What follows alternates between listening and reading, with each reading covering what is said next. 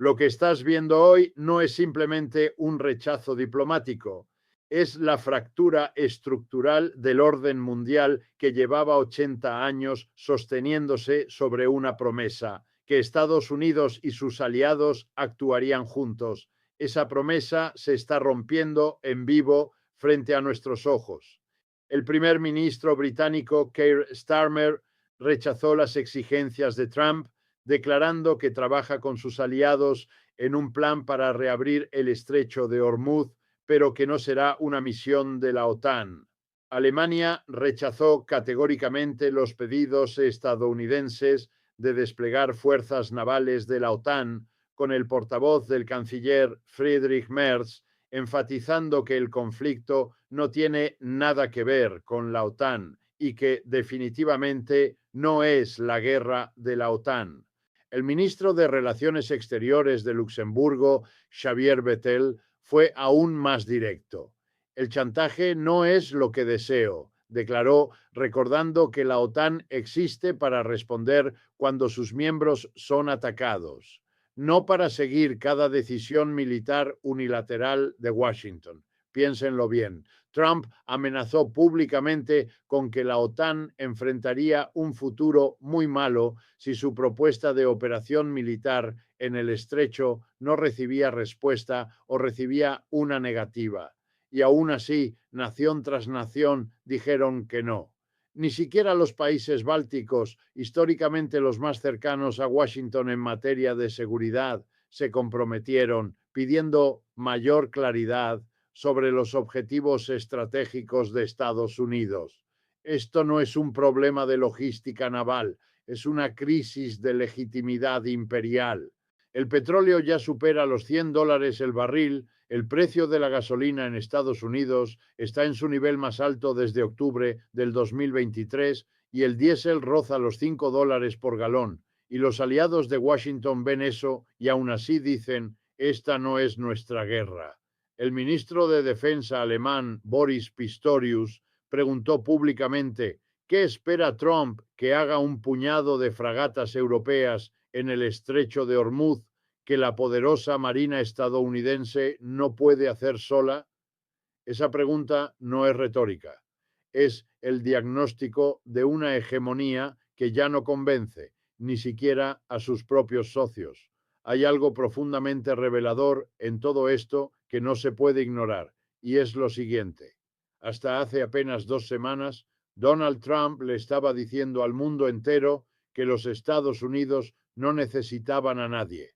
Solo días antes de pedir ayuda, Trump respondió a la oferta de Ucrania de ayudar a contrarrestar los drones iraníes, diciéndole al locutor de Fox News Radio que no necesitamos la ayuda en defensa de drones. Y a NBC News le dijo algo muy parecido el sábado. No necesitamos ayuda. Ahí está todo. Esas son las palabras de un hombre que no vio venir lo que está pasando. Y ahora, días después, ese mismo hombre está llamando a 7 países distintos, rogando que envíen barcos. Eso no es fuerza. Eso es exactamente la definición de lo que los economistas y estrategas militares llevan años llamando sobreextensión imperial. Cuando un imperio empieza a pedir favores de los mismos a los que había humillado, algo fundamental ha cambiado. Y aquí es donde tenemos que ser muy honestos con nosotros mismos, porque lo que está ocurriendo no comenzó el 28 de febrero de 2026, comenzó mucho antes. El 28 de febrero de 2026 comenzaron los ataques aéreos conjuntos entre los Estados Unidos e Israel sobre Irán, apuntando principalmente al liderazgo del país, sus fuerzas de seguridad y su programa de misiles en una operación que Washington bautizó como Operation Epic Fury. Ese fue el momento en que se encendió la mecha. La operación incluyó el asesinato del líder supremo Ali Khamenei, lo cual desencadenó consecuencias económicas globales inmediatas. Disparó los precios del petróleo y el gas, interrumpió la aviación internacional y el turismo, provocó caídas en los mercados bursátiles de todo el mundo y generó una volatilidad financiera que los analistas ya comparan con las crisis de 1973 y 1979. Pero lo que nos vendieron fue otra cosa. Lo que nos vendieron fue que sería rápido, limpio y necesario.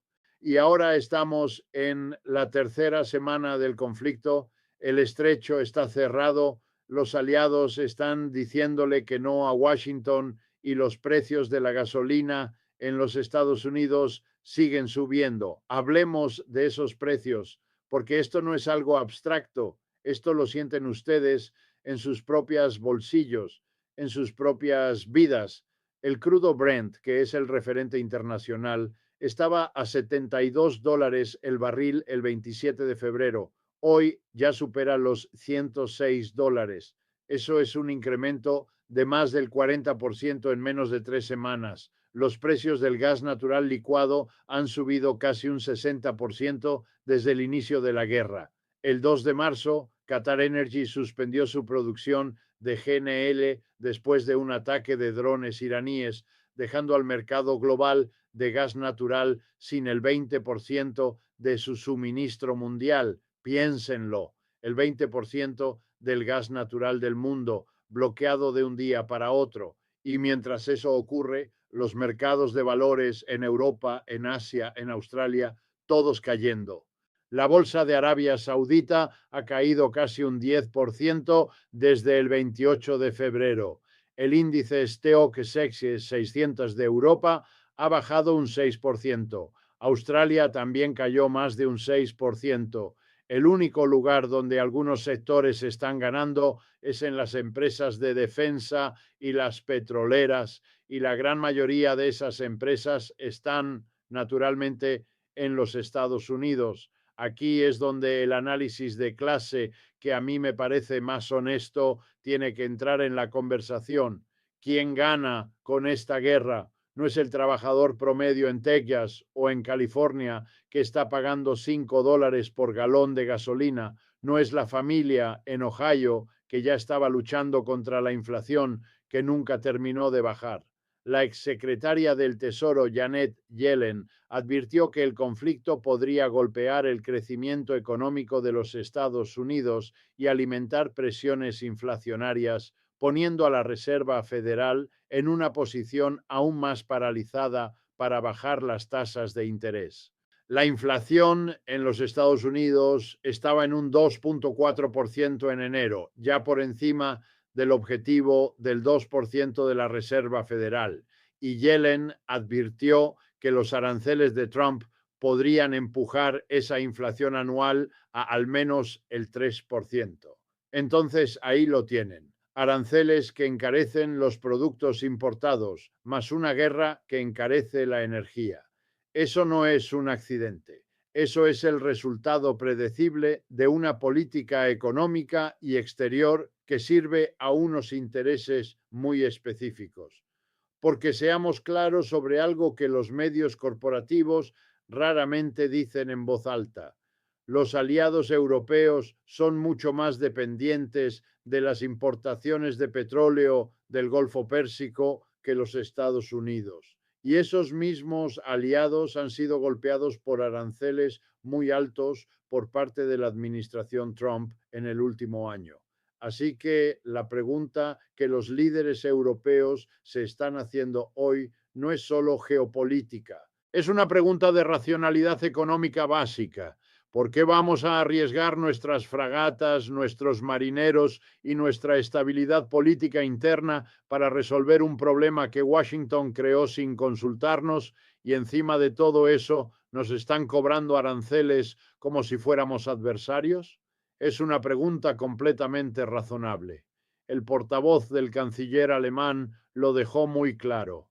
Me gustaría recordarles que los Estados Unidos e Israel no nos consultaron antes de la guerra y que Washington declaró explícitamente al inicio del conflicto que la asistencia europea no era ni necesaria ni deseada. Y ahora sí la necesitan, ahora sí los llaman, el mundo está tomando nota.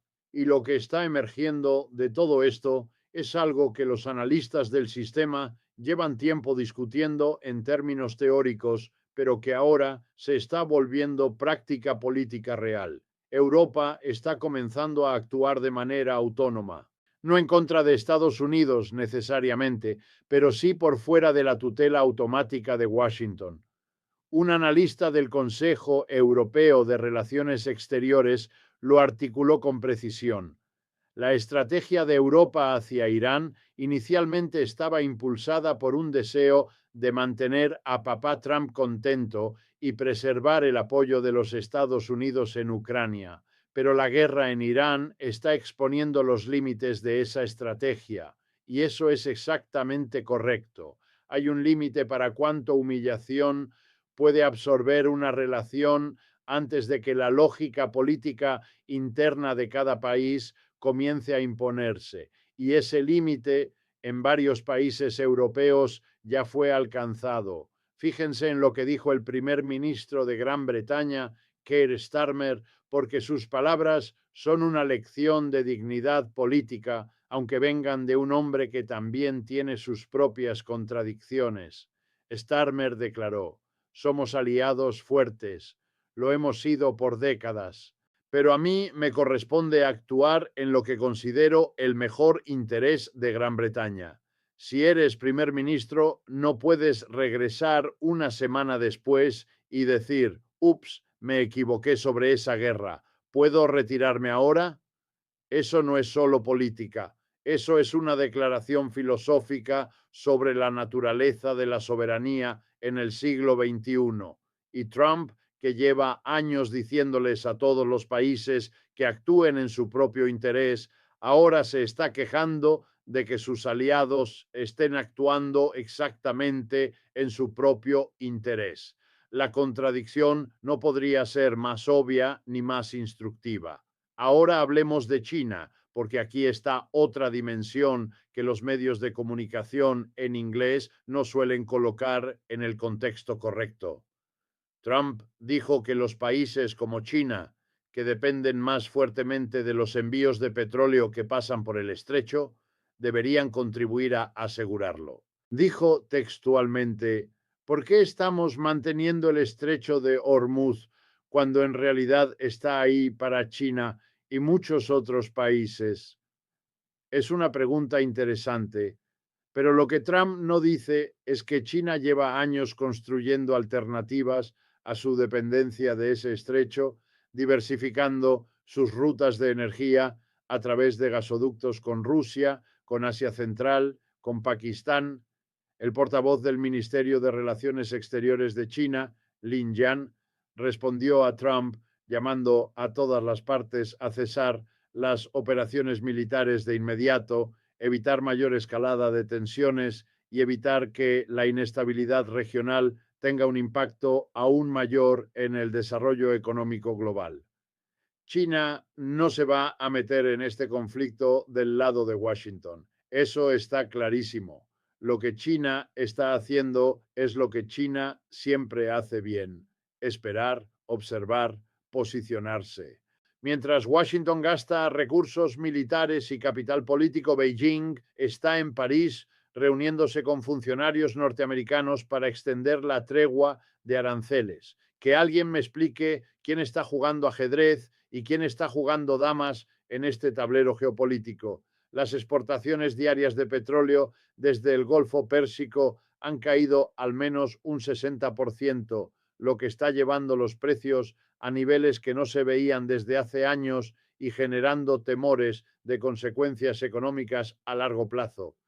El aeropuerto internacional de Dubái, el más concurrido del mundo, suspendió temporalmente los vuelos después de que un ataque con drones generara un incendio en sus cercanías. Estamos hablando del aeropuerto más transitado del planeta, paralizado. Estamos hablando de cadenas de suministro globales que dependen de ese corredor geográfico de 39 kilómetros de ancho entre Irán y Omán. Y la respuesta del presidente de los Estados Unidos ante todo eso ha sido amenazar a sus propios aliados, decirles que van a recordar quién ayudó y quién no. Trump dijo a bordo del Air Force One: los que no nos ayuden lo vamos a recordar. Esa es la diplomacia del chantaje. Eso no es liderazgo global. Es la señal de un poder que ya no puede simplemente mandar y que todavía no ha aprendido a convencer. Y lo irónico, lo verdaderamente irónico de todo esto es que la Unión Europea se reunió en Bruselas el lunes precisamente para discutir qué hacer con el problema del estrecho, pero no para obedecer a Trump, para deliberar como bloque soberano. La alta representante de Relaciones Exteriores de la Unión Europea, Kaja Kallas, declaró que Europa no tiene ningún interés en una guerra sin fin y reiteró que los ministros de la UE habían decidido que no había apetito por cambiar el mandato de la operación Áspides para incluir el estrecho de Hormuz. Aspides es la misión naval europea que actualmente opera en el Mar Rojo. Ni siquiera esa misión van a extender. Kallas también habló con el secretario general de la ONU, Antonio Guterres, sobre cómo desbloquear el estrecho. Eso es revelador. Europa está buscando soluciones multilaterales a través de las Naciones Unidas, a través del diálogo. Washington está buscando soluciones militares. Esa diferencia filosófica sobre cómo ejercer poder en el mundo es, en mi análisis, la fractura más profunda que estamos presenciando. Porque tengamos en mente lo que significa el estrecho de Hormuz en términos puramente materiales. Más de 20 millones de barriles de petróleo transitan por el estrecho cada día. Eso representa un quinto del consumo petrolero global y una cuarta parte de todo el petróleo comercializado por vía marítima en el mundo. Y en su punto más angosto, ese corredor tiene apenas 39 kilómetros de ancho. 39 kilómetros. Eso es aproximadamente la distancia entre Washington, D.C. y Baltimore.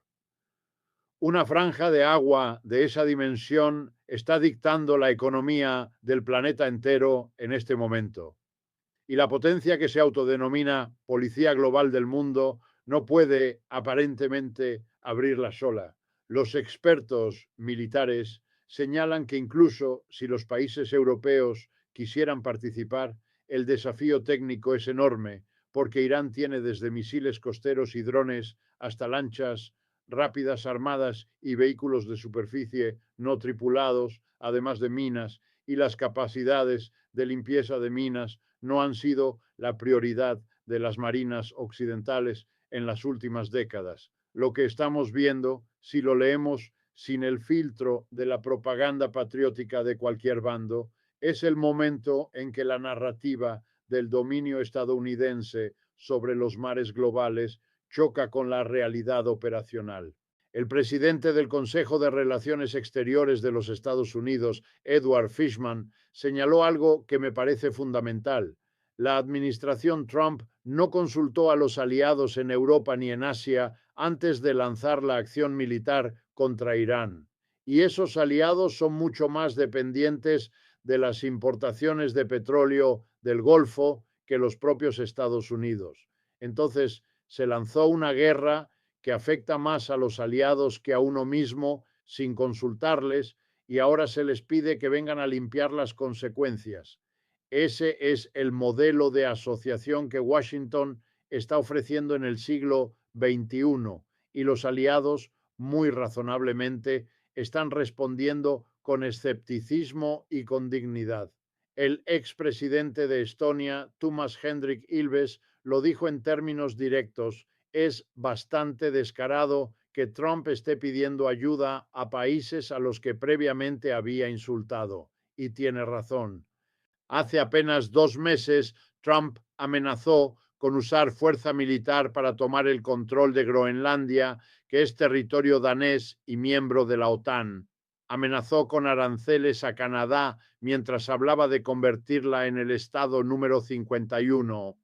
Proclamó incorrectamente que los aliados de la OTAN no habían combatido en las líneas del frente en Afganistán, lo cual causó indignación en toda Europa porque es históricamente falso.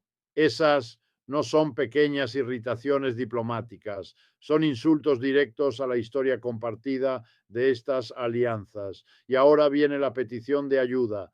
¿Qué tipo de capital político tiene Washington para hacer esa petición con fuerza moral? La respuesta, según lo que vemos en los hechos, es muy poco. Los economistas señalan que cada crisis significativa de precios del petróleo en la historia moderna, 1973, 1978, 2008, ha sido seguida de alguna forma por una recesión global. Eso no es alarmismo, es historia. Y las condiciones que hoy tenemos son en varios aspectos más complejas que en esas crisis anteriores, porque el mundo es más interdependiente, las cadenas de suministro son más largas y más frágiles, y la deuda soberana de la mayoría de los países desarrollados es sustancialmente mayor que en cualquiera de esos episodios históricos. Chatham House, el prestigioso centro de análisis estratégico de Londres, proyecta que si el conflicto se prolonga por varios meses, los precios del petróleo podrían alcanzar los $130 el barril antes de comenzar a bajar en la segunda mitad del año.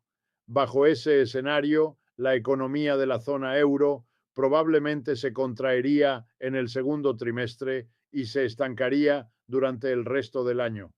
Y eso, a su vez, afecta a los Estados Unidos porque Europa es el mayor socio comercial de este país. España fue quizás la voz más directa de todas.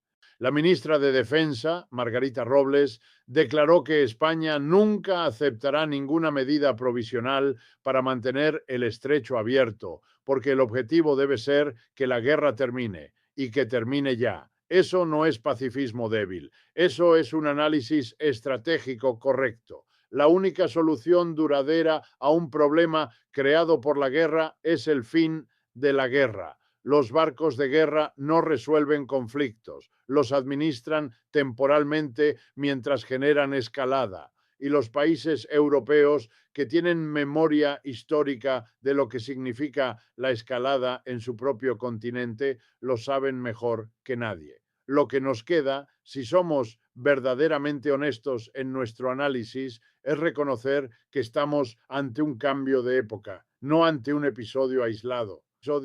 El orden liberal internacional que se construyó después de 1945 sobre la base de instituciones multilaterales, alianzas basadas en valores compartidos y el liderazgo estadounidense como fuerza relativamente estabilizadora, ese orden está siendo erosionado desde adentro, no por China, no por Rusia, sino por las propias contradicciones del modelo capitalista tardío y por las decisiones unilaterales de la potencia que supuestamente lo encabeza.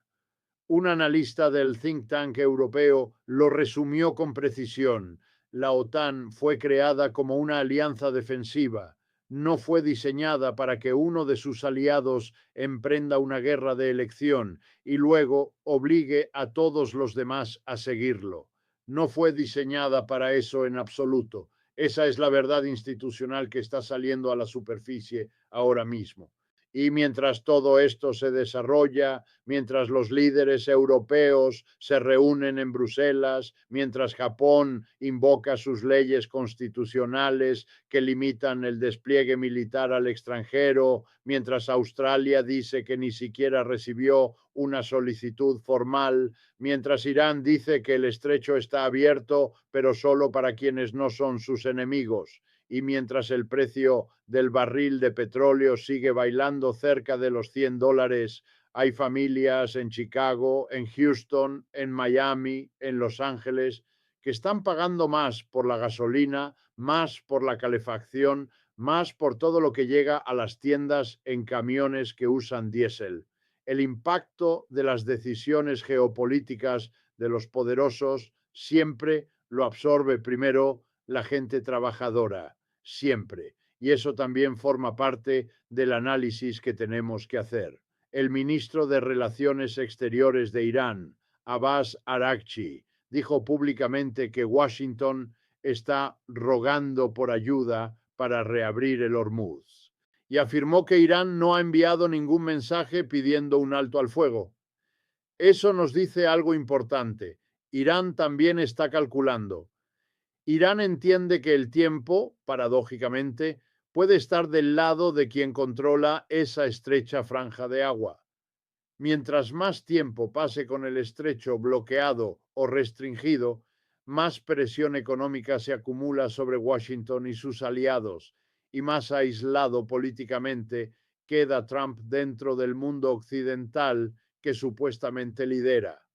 El aislamiento de un líder es siempre una señal. No es el final de nada, pero es el comienzo de una nueva fase. Una fase en que las certezas del poder deben ser revisadas, en que las estructuras que parecían permanentes muestran sus grietas y en que los pueblos del mundo, si prestan atención, pueden empezar a ver con más claridad quiénes son los que realmente pagan el precio de estas decisiones y quiénes son los que realmente las toman.